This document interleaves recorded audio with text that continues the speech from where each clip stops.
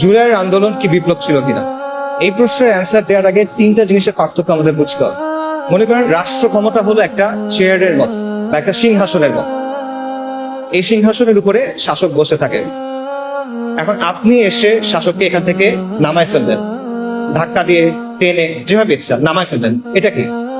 এটা হলো সরকার পথ।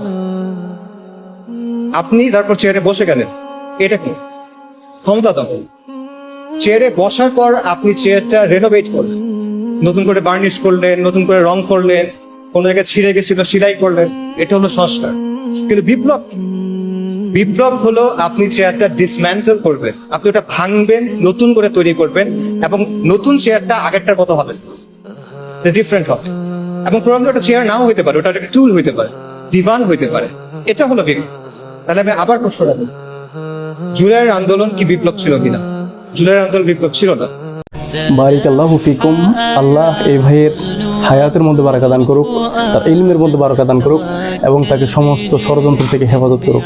আমার কাছে কথাগুলো অত্যন্ত ভালো লেগেছে এবং আমার কাছে মনে হয়েছে কথাগুলো যথাযথ এবং সত্য।